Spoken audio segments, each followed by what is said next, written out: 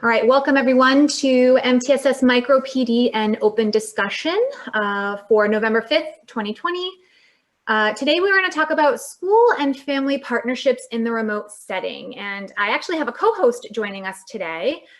Lisa Backman from RSU 14 is going to join and talk about some of those, some of the approaches to school and family partnerships and how we can best support those, that shared responsibility and partnership building between school and home, especially in this time of remote learning and pandemic teaching. So welcome, Lisa. Thank you. Great. All right. Are you ready? I'm ready. Perfect. Okay, so just like previous weeks, I want to take a quick moment to go through the MicroPD framework. So the overall topic for today, again, is school and family partnerships in the remote setting. And the challenge that we're looking to address is addressing challenges in that remote learning setting. So there's like a space in between that school and that home setting that is super tricky to navigate. And so our goal here today is to really look at that challenge a little bit more closely and think about ways that we can support and kind of build a bridge that connects between that school setting and that remote setting. So we'll do a quick exploration and thinking about, the back to the future effect and changing perspectives. We're going to review a little bit of some of our past slides and how they connect to what we're doing today and what we'll continue to do as we move forward. We're going to talk about that bridge building that I mentioned just a moment ago. And then we're going to share some resources that you will have available to you as downloads that you can use to work with your teachers, work with your parents, and also they will be editable so that you can go in and edit them and customize them for your own setting should you want to. And then we'll work on our action plan because as we know, a goal is a dream with a deadline. And so give us some action-oriented steps that we want to take. Lisa, did you have anything you wanted to add to our framework today? No, I just had thought this was a great time to talk about this since parent-teacher conferences may be coming up in your schools. And we are having a different type of educational setting with home involvement now.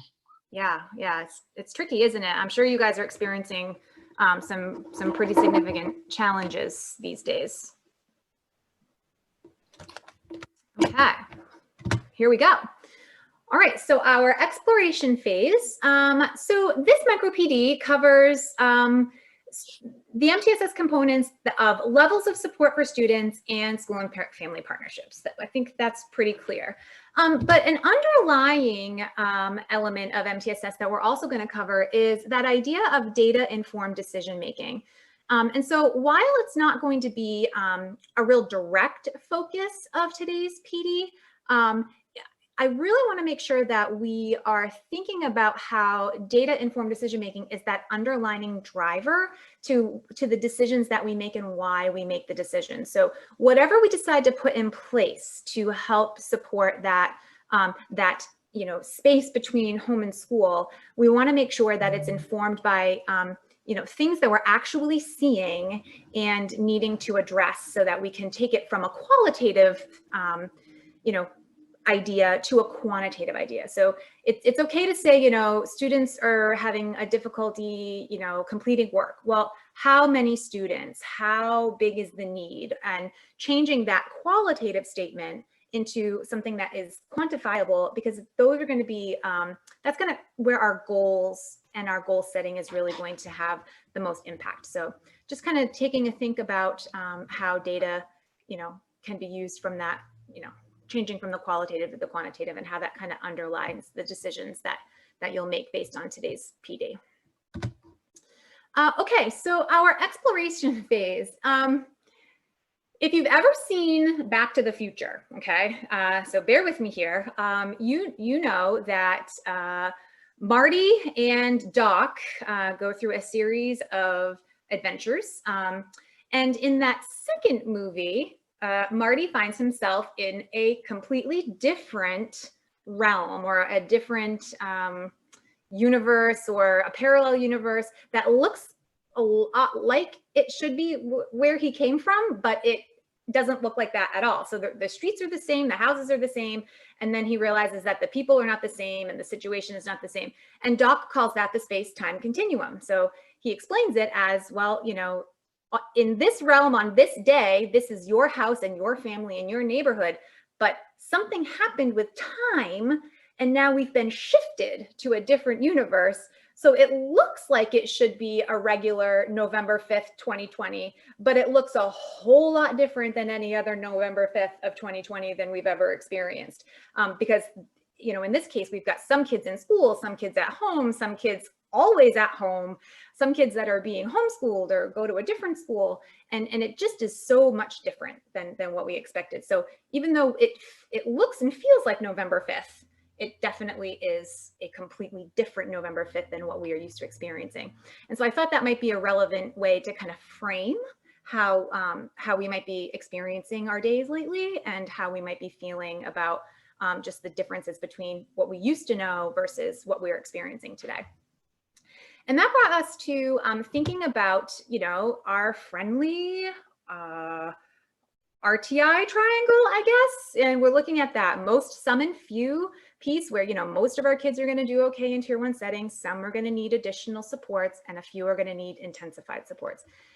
And so if we think about this from a regular perspective, what I want to do is I want to turn this triangle, which if we think of it as a cone, and then we look down at the top of the cone, we might see something that looks like this. So the outside of the circle is the, you know, that tier 1 setting. And then as we move towards the center of, you know, of that two-dimensional view of a cone from the top, we see those, you know, those warning phases and then the intervention phases and then that, you know, that tier 3 phase where our kids are struggling. You can see how they go from happy to frustrated to you know, to kind of sad and definitely showing us that they need something else.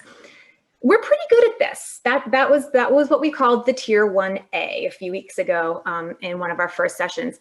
And as a school system, you know, we are adept to you know, identifying these students and putting in, you know, supports for them and interventions for them and providing as much intervention and support as we can to help them reach their goals. We also talked a few weeks ago about the idea of a tier 1B, which would exist outside of school in the home setting.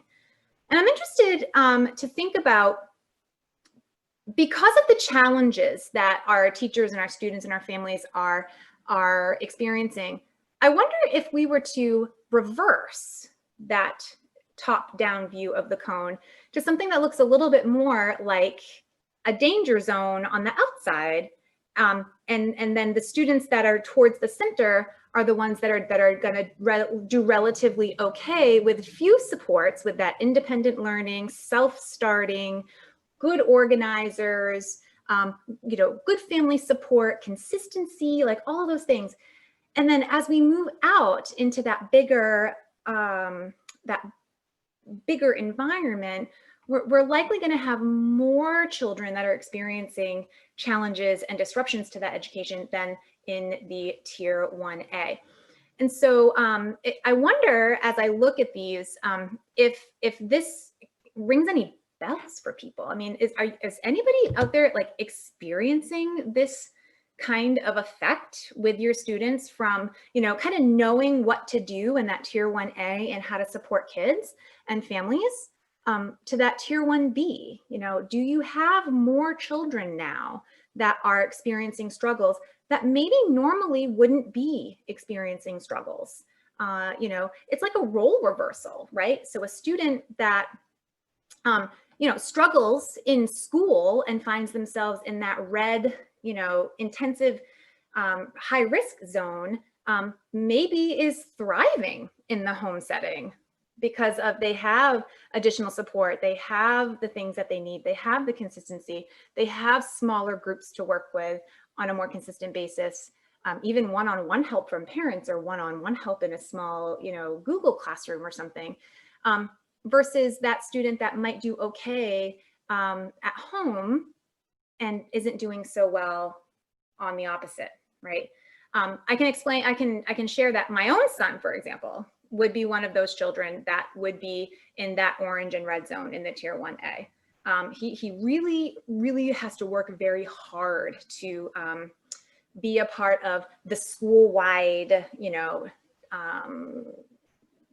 atmosphere, because it's fast, it's loud, it's, it can be chaotic, and it's tricky because if you're trying to work on learning things and you've got all these extra things happening, those things are tricky. And I know, Lisa, you actually had a story to share as well that might help us see it from the other perspective.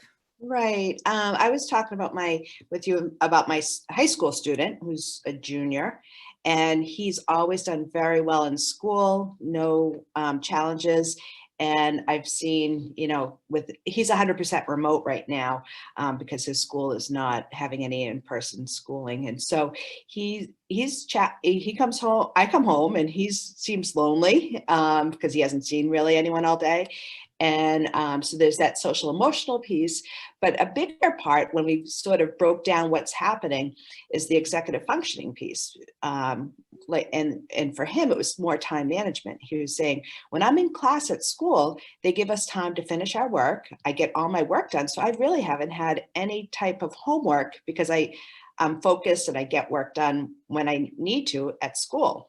So now he has so much homework time and so many other distractions, such as friends on social media and things, that he's really falling behind, and he's never experienced that. So he was sort of getting bummed out and feeling, not knowing what to do next. So that red zone area, it could be social emotional. Big thing with remote instruction is the executive functioning skills needed for students, that independence, the time management, the planning, the organization, how to start, get up in time and start, you do your attendance, things like that, as well as the academic demands that are placed on students. And when I'm thinking of our teachers, if you're teaching remotely and you have so many kids in that red area that have so many different kind of challenges. When you're right now, I notice my teachers are really probably feeling a little more isolated. When you're within the school, you have your PLCs you're collaborating with all your students, or you have teams of supports, whether it's guidance or academic supports, and you're in a community where you're sharing your challenges, but also sharing resources and ideas. And I think with the remote instruction, even the teachers are a little more isolated on how to support kids when they don't see them day in, day out, and don't have their team of supports around them. Yeah, so if my middle schooler is struggling with this and your high schooler is struggling with this, it's probably pretty safe to say that there are other middle schoolers and high schoolers that are struggling with this. And so, I think it goes without saying that our younger children are also, because these are skills that we generally teach in that classroom setting. So, if we're not having the opportunity to teach those things as often, or if they didn't have the skills to begin with when they got sent home for remote instruction, then there's definitely some challenges here. So I'd like to ask you guys, what do these graphics make you think about in your own situation? And have you seen this kind of thing happening in your school? And I would invite you to pause the webinar for just a moment and maybe reflect on those questions, and then we will move forward in just a minute.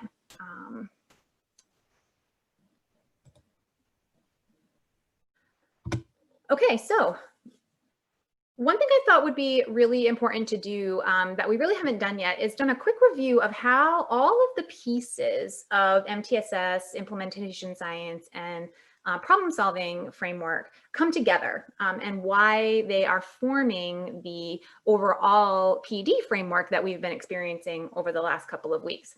And so with the MicroPD framework, if we add on the implementation science framework that we talked about, I think it was last week, you might ask yourself, well, how do these two things fit? And maybe you already know, and that's okay. But I really wanted to make sure that I made it super clear for those of us that, maybe haven't attended every session or are watching these, at a completely different time. But essentially, the MicroPD that you've been attending on Thursdays, if you had to take a guess, I wonder what you would guess. So maybe think about it for just a second, and I will reveal the answer. Oh, not yet.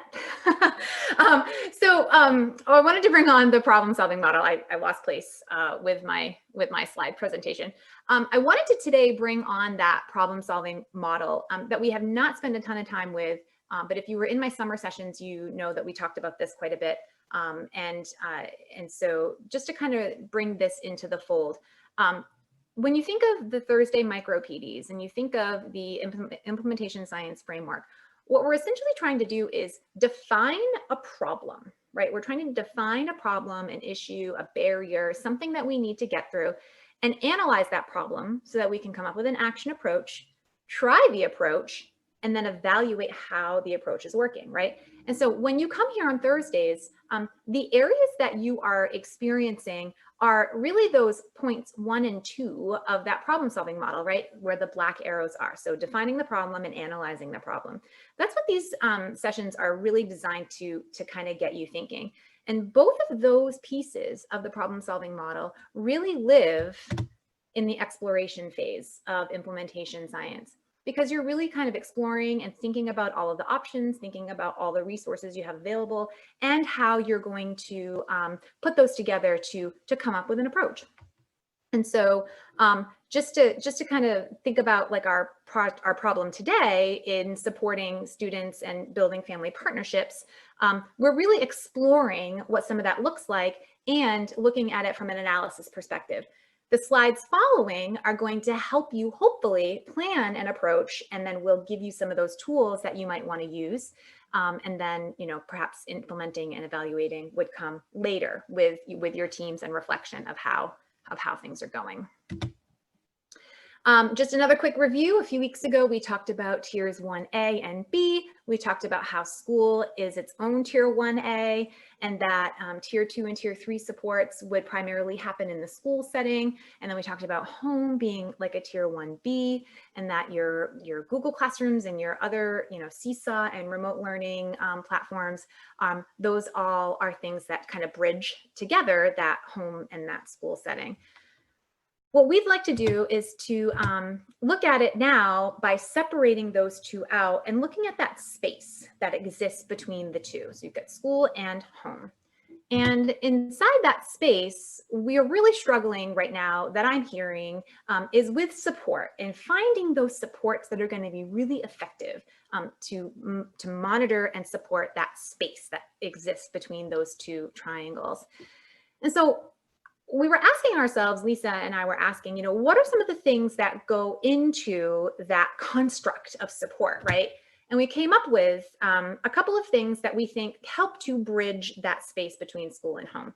And so support really breaks down in this case into trust, collaboration between parents, students, and schools and teachers. Accessibility, we talked a lot about that a few weeks ago with learning management systems and how we can make things accessible through communication and consistency between home and school. And then inside that support is also that shared responsibility piece, and making sure that everyone is all on the same page with who is responsible for what when it comes to guiding our students in this setting, right? Because parents really are having to take on much more of a responsibility now than maybe they didn't have to do before, especially if they have a child that is experiencing some of that role reversal. They've got a student that by all means was doing okay in their education and is now struggling, and they might be looking at us going, why is my kid struggling? Why is my kid having a hard time? I don't understand. This is not normal. I need help. And so thinking about how not only are they parenting, but they are also taking on a really different role in how to support that education partnership, right, of their child with the school. And so thinking about that, we were wondering, so there are going to be some tier 2 supports and tier 3 supports that we offer at school, right? Whatever those might be. But But then are there places where we can offer a tier 3 or tier 2 or a tier 3 support that parents and families, caregivers could also apply at home that might be different than that tier 2 and tier 3 that they might get in school in terms of support in the remote setting? And so the light bulbs really just are, what do you think those could be? Because we certainly don't want to encroach on, parenting styles or any kinds of parenting philosophy that might exist in the home setting, but also making sure that we understand that there's a need here for parents to have extra strategies that they can use in the moment. Many of our pieces that we've talked about so far about helping to prepare students for home. So having a consistent place to work and having a schedule and those kinds of things. Those are all things that are great for preparing the environment, but don't necessarily help us with what to do when things fall apart. So when that student sits down in that space and sits down with their schedule and then still refuses to work, what comes next? Like, what's the piece? And they're really, and so thinking about that, what happens when all else fails, right? And when our preparation is not getting the results that we want it to get. And so thinking about how we might be able to support those things. Okay, Lisa. Okay, so I'm going to share a little bit about how we may think of that homeschool bridge and the tiers. The first thing I wanted you guys to sort of think about is the role of the parent and how it's changed in the last year, and with our hybrid and remote instruction. I think back when we planned the school year and we talked about parent engagement or parent participation, and we'd have like set times for parents to be involved in their children's education. We might have open houses, and we might have parent-teacher conferences, and then specific RTI meetings or IEP meetings. And it was very structured as to when parents were more involved, and they may get the calls when we start having more concerns about the student. So now within the hybrid model, we're looking at parent partnerships instead of participation or engagement. And so this is just a little continuum of a family school partnering, and have you take a look at where you might be prior to the COVID adjustments in our school and instruction, and now starting a new year in a hybrid type of model, and our schools sharing the responsibility with their education with the parents, and parents also reaching out more around how to support the instruction. So maybe you and your team can take a look at the continuum that you have at your school. We'll go on to the next slide, and it's broken down into the tiers for parent partnerships with schools. And some of the key parts are considering what's supportive and collaborative approaches you have for each tier for the student, and think about some of the bridged activities and factors that we talked about, like the shared responsibilities and the collaboration. This resource came from the Colorado state RTI process, and it's a resource that is available, and it was available before the COVID pandemic. So it's a little on the older side, but it still holds true of some of the information that we want to consider, but we may also want to change more approaches at each tier. So again, we have that universal tier. Some of the things that we may want to do universally is the communication and having schedules and standard operating procedures for each class that we're doing to share with students, and have expectations that are clear. And then with each level, we may differentiate for the student or the family partnerships that we need. The other thing, again, it goes back to our data collection. We want to make sure we are getting some of that qualitative and quantitative data with each tier to make sure that what we're doing is effective in the interventions. And then if we go to the next slide, you get a better visual of what each level might include.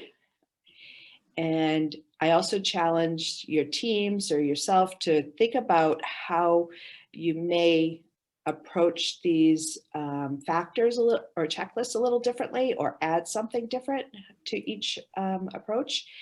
But again, as we move up the tiers, the intensity and the support, the frequency of the support is increasing, but it's also layering. So if you're at, deciding to do a certain action plan at tier 3 for a student, you're still doing the interventions at tier 2 or the core universal strategies at tier 1 for that student. Anyone? Okay, and so the next few slides are just specific ideas that you may want to try when you're meeting with parents or when you're working with kids.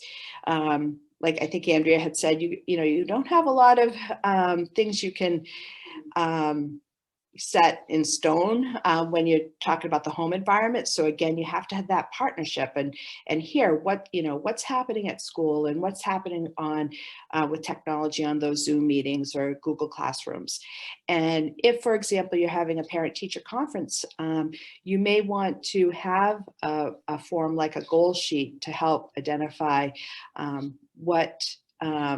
have the student identify what's going well in this remote setting and what might I need help with, what is my hope for the year, and make a goal that collaboratively we can all support the student through.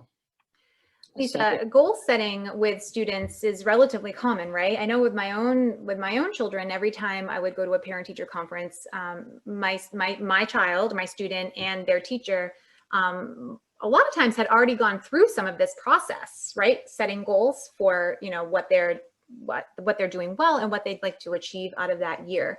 And so I think students at this point have had, a pretty decent amount of time to know what their new world looks like, right? And so thinking about those things that are going well and what they need help with, perhaps walking through a goal sheet like this might start to spark those conversations that maybe kids are having a hard time bringing out without that level of support. Would you say that might be true as well?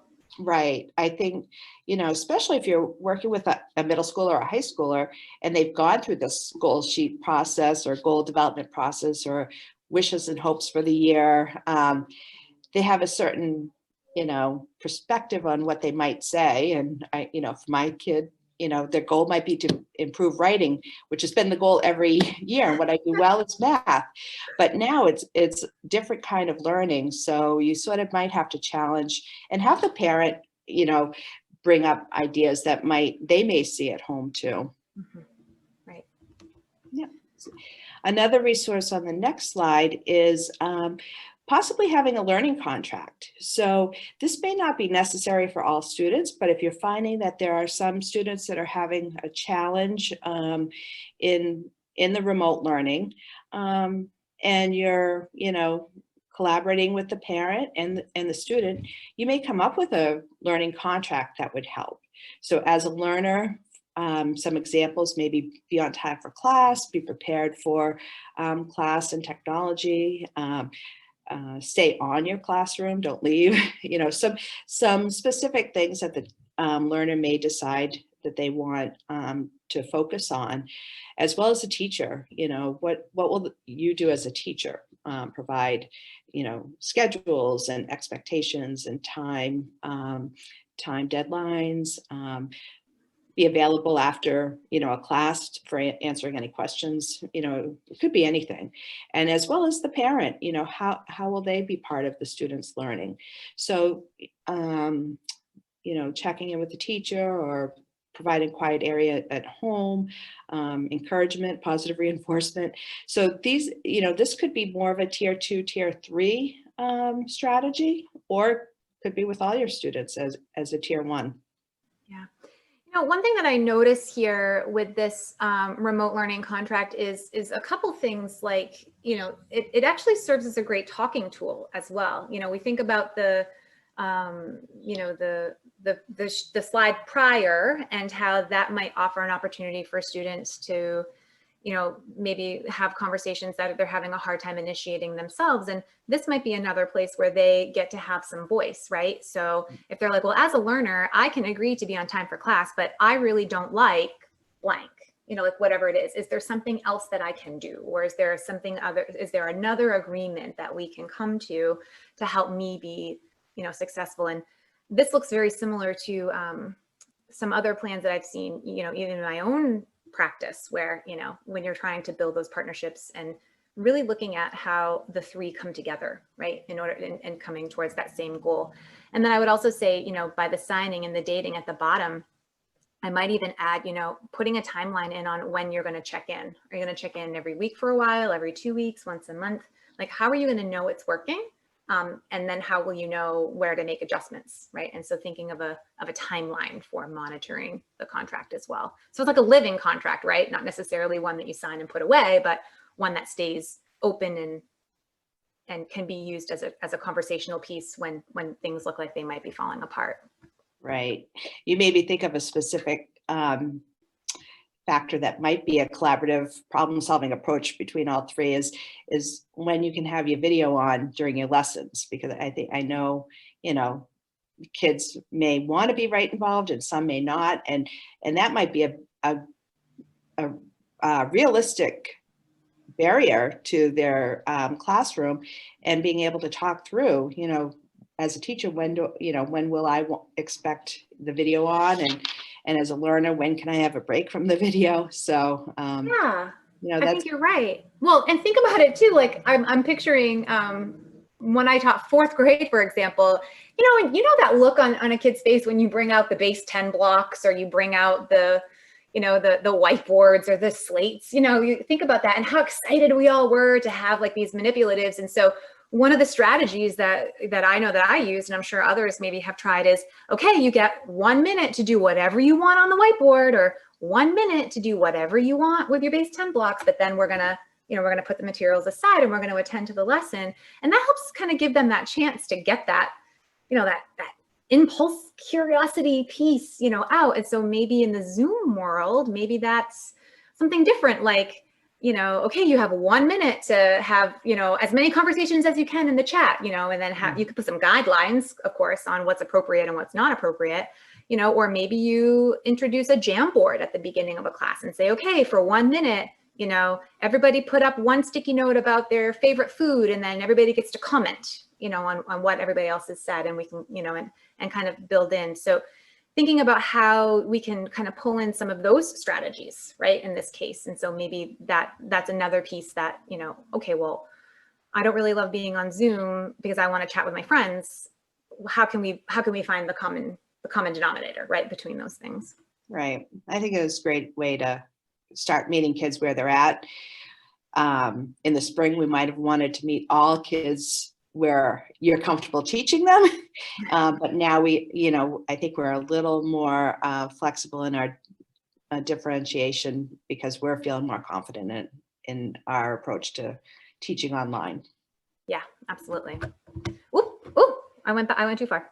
Okay, sorry. This is another just resource that you may want to consider. In my school, we've done some PBIS work and have come up with some expectations in different areas of be safe, be responsible, be respectful. And within the school setting, we might have one for the cafeteria and the playground and the classroom and the hallway. So earlier on last spring, I was thinking, all right, so what are the expectations for home and school? And I set it up where, what does it look like the morning routine when you're getting up ready for school? And we're using our 3 Bs in our school. it definitely can be changed for high school. I've already thought of it for my own child. But then what's the morning routine look like? What's schoolwork look like? Free time, outside play, that could be just even breaks. What do those look like? You know, are you able to get on social media? Maybe not in between classes because it's hard to get back, you know, into your class, but you can go outside and walk the dog, you know, different things like that. What's safe and responsible and respectful during that time. Technology use is a big one where you can identify expectations for that. And then parents may want some bedtime or homework routines at the end of the day. That they may want to, you know, partner up with. And then, you know, again, holding the students responsible and self-reflecting on what they did well and how they did, or how they could do something different the next time. You know, I like how this, you work in an elementary school, correct, Lisa? Yeah. Yeah. Okay. And so if you were thinking about your high school son and how you might adapt this for your high school learner, I know that I guess I didn't think about this in my own home with my middle schooler, but if I had to think about how I might adapt this for a middle school student, and really, you know, using the language of the school and bringing that in the home. So safe, responsible, respectful, right? And so really sitting down with my son and saying, okay, well, you know, this is what it's going to look like. You know, this is what safety looks like. Safety and school look like at home. Safe, responsibility and school look like at home. Respectful and school look like at home. And I know for one thing that we have put into place is using our Amazon dots. I won't say her name because she's sitting right here and she's probably listening. But we use that for a lot of things. In school, you've got a routine that generally tends to become very fluid, right? So you kind of know at the end of your math, like your teacher's gonna say, okay, guys, get packed up and head to science, you know, or whatever, you know, whatever it is, you kind of inadvertently, you have a verbal or like a bell or something that signals when it's time to transition. And at home, that can be harder. It's okay to have it written on a board, but if nobody's really monitoring that board, what is something else that you can put into place, right? And so for us, we use the dot, and we'll say, okay, you know, 5 minutes before your class, you know, dot's going to remind you, hey, you've got 5 minutes before your class. And then that allows, you know, that allows him to put away whatever it is that he's doing and give him time to transition to wherever the workspace is. And that has made a huge difference, right, in our lives. So not everybody's going to have a dot at home, but are there other ways that you could build in some more of those automatic reminders that kids might naturally get at school, but may not naturally have at home? Right. That sounds like a great idea. Oh, and speak of the devil. Yeah, time. Time and planning. Again, I think in the remote environment, we're having kids, you know, in first and second grade using executive functioning skills that they're not developmentally ready for. So time management, this is a visual that will show maybe the yellow time would be prep time. We're going to plan. And then the green time would be independent work time or due time. And then the red time would be the finish up time, check your work time. So it could be for even like Andrea just said, you have your 5 minutes to plan for getting into your class. You're going to be in your class, and then, you know, you can have your break after a certain amount of time. So the ready, do, done is another process where you might show the student what the end product looks like. Example might be a pizza, for example, that's non-academic. What does the pizza look like? And what do you need to get there to make that pizza or to finish that writing assignment? And then, so what does it look like when it's done? How do you get there? What do you need to do? And then go and act on it and see, you know, get to the finished product. The 1, 3, 2, 1 reflection. Andrew, you want to share a little bit of that about this one? Yeah, so this kind of pulls in a little bit about those reflective pieces and the learning contract from before. I stuck it here as well because I think a 3-2-1 is another one of those resources that can span K through 12 and can be done on a relatively short basis. You know, for students that are really struggling, you could quickly do a 3-2-1 at the end of each school day or at the end of every week. And these are just examples of what the 3-2-1 might incorporate. But maybe this is, 3 things that were easy for me today, or 3 successes that I had in my remote learning today. These were some things that were still hard for me in the remote setting. And then one thing that I wish could change, or one thing that I wish I could do more of. And you could almost create, in some cases, like a 3-2-1 journal, right? Where kids do that other layer of like self-reflection that can also serve to be a source of data for how that child is doing on any given point in time, right? And so again, like you said before, Lisa, this might be more of a tier 2 or tier 3 that we could do, but you wouldn't be causing any harm, right, with all children if you did all children. So maybe all children do it, once a week, but some of your children do it every remote day, or some children do it every day, or whatever, and then spending that time out. So this was just another one of those kind of pieces, again, if we're talking about bridges, about how we can bridge from day to day, environment to environment, and how it doesn't need to be, big. It can be super quick, right? And you could even, for some children, you could even have like check boxes, like, oh, here's some things, that were easy. This was easy today, and this was easy today. And then maybe leave a space, for them to add in their own thing if it wasn't included in the list.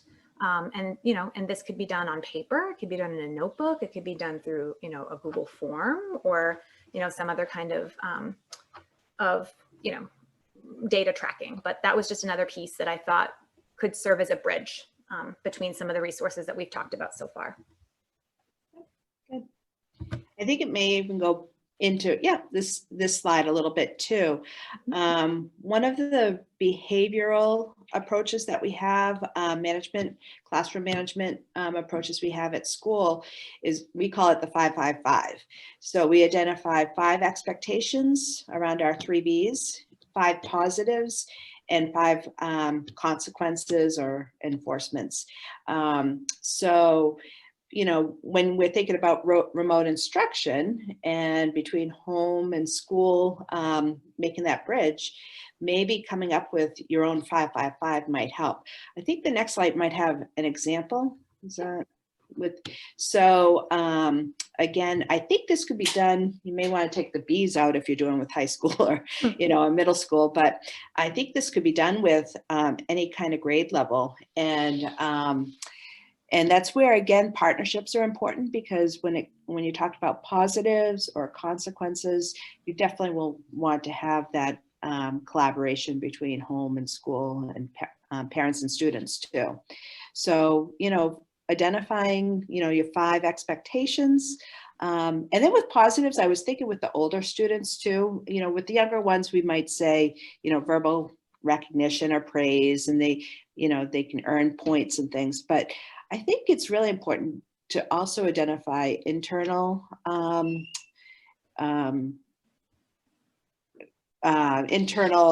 motivation and feelings of success. So even if one of your expectations is turn in work on time, one positive might be, I feel better, I feel less stressful, or getting that internal intrinsic motivation there. And then consequences too. Again, for the older kids, think of their intrinsic motivation, but also, how it might make them feel more stressed, or, have them feel behind, and then they may feel tired or not want to join the next class if they're feeling behind. So, having them talk about what personally some of the positives and consequences could reflect. So it doesn't always have to be a tangible, or it doesn't have to be external, where people, mom, dad, teachers, other caregivers are put, externally providing it to them, because you want them to start self-monitoring and feeling those outcomes too. Positive. I love that. I love that.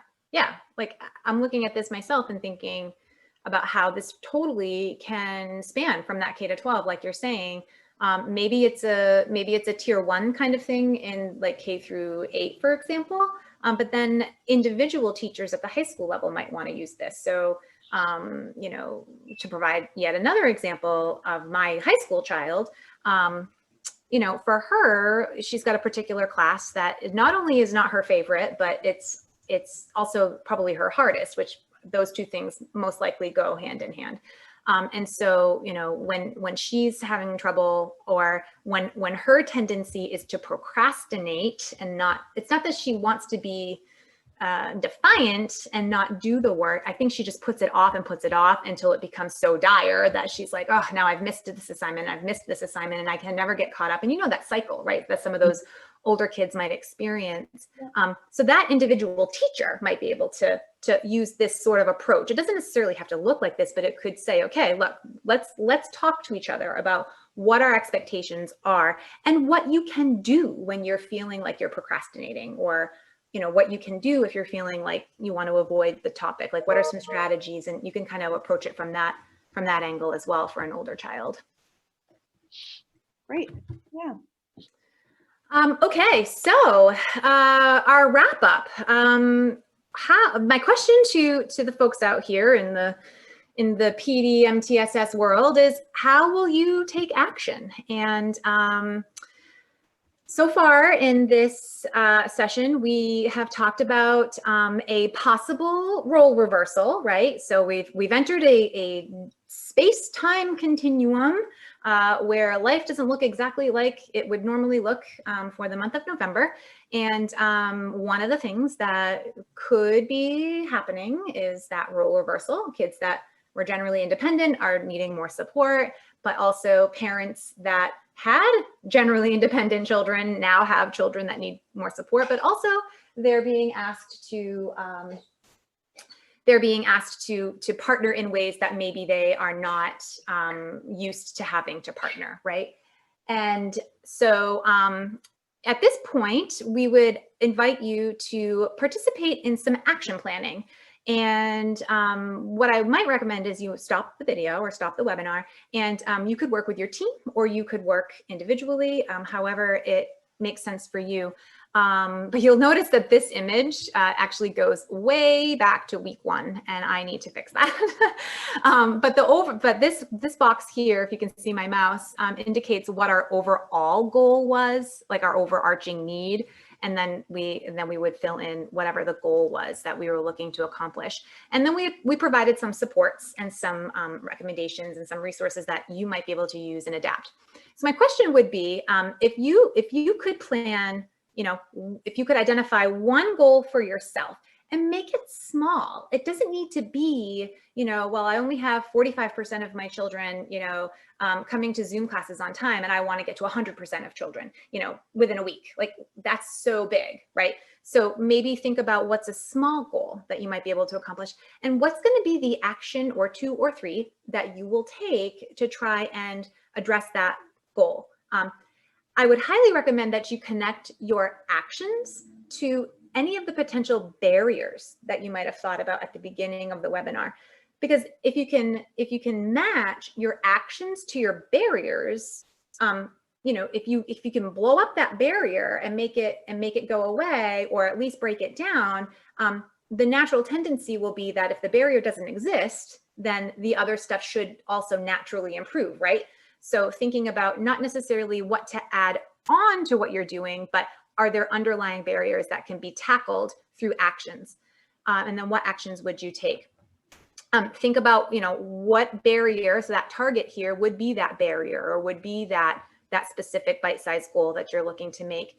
And then don't forget to give it a timeline, right? So if you're looking at, well, I think I'm going to try a learning contract, or I think I'm going to try doing the 5 expectations, or the top 5, or whatever you want to call it. I wouldn't just say, okay, we're going to do this and this is just going to work, right? So really think about What's going to be your timeline for checking in with the student, with the teachers, with the parents? What's going to be your timeline for deciding, like, is this working or is it not working? And do we need to make a shift? Do we need to make a change? And then who's going to be responsible? So if the action is at the principal level, then the principal would be responsible. If the action is at the, the intervention team, right? Then the intervention team would be the one that's responsible for that. Teacher and even parent, right? What if the action is that, you'd like the parents to do something here, and then you're going to give that responsibility to the parent, and that would be definitely line up with that timeline too, right? Because you want to make sure that you're keeping those lines of communication open.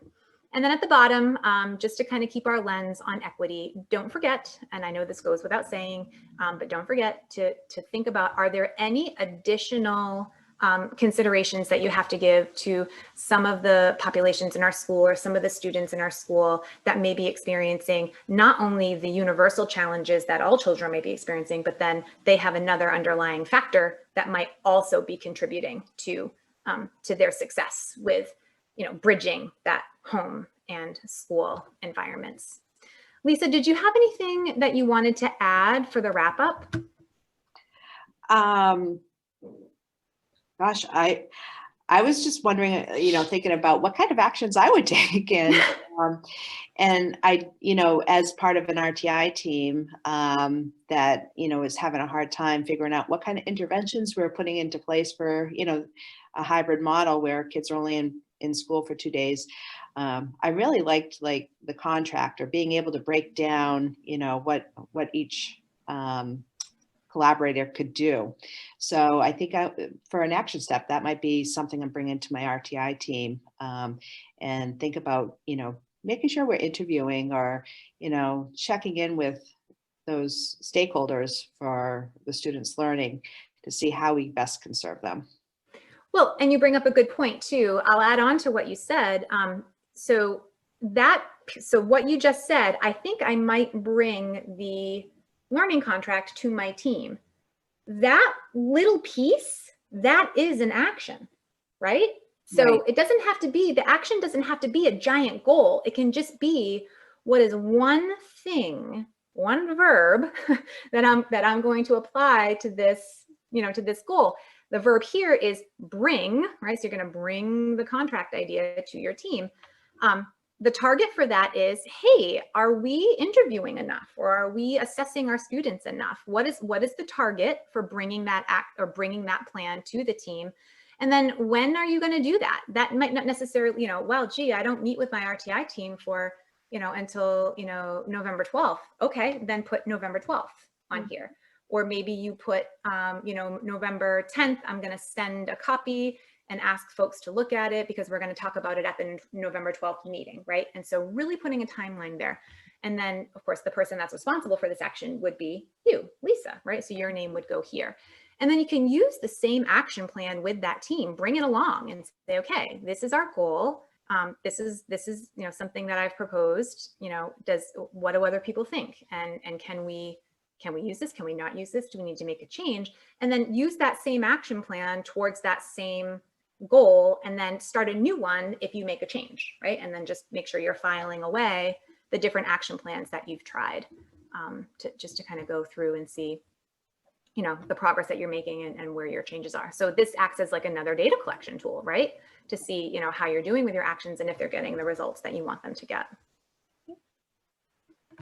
Okay, so folks, normally we would do open discussion at this point, but because this is a pre-recorded webinar, we won't do that today. I would invite, though, if you have questions or ahas, or you want to dive deeper into any of the topics that were presented today, please do not hesitate to send me an email or to give me a call. And we can talk through that. But also, if you use the form to submit a topic, you could say, hey, we talked about this, in that webinar. I'm wondering if we could dive a little bit deeper into this topic or something. And then we can take that and use that for planning future sessions. But voices from the field can also mean, meeting with your individual teams too, right? And talking about and thinking out loud about some of the topics that we covered today. And so for this MicroPD, I'd like to thank Lisa for joining me and helping to co-facilitate this this MicroPD. I think there is some really great stuff here, and I hope that our audience has been able to take at least one or two things away from our discussion. And also like to thank Kathy Gordon. She actually sent me an email a while back that said, hey, I understand the difference between the tier 1A and the tier 1B, but man, like we're really struggling with that support. What do I do when, and how do I help my parents? Like, what can I do? And so really that was the inspiration. Lisa and Kathy kind of both came at the same time and was like, look, I think we need to dive deeper here. So thank you to those ladies for inspiring today's discussion. As always, if you'd like to submit a topic for future discussions, there is a link. It won't be clickable in the recording, but it is available on the MTSS website, and it is also available in the follow-up email that I send once the MicroPD is posted. Lisa, did you have any final thoughts for us?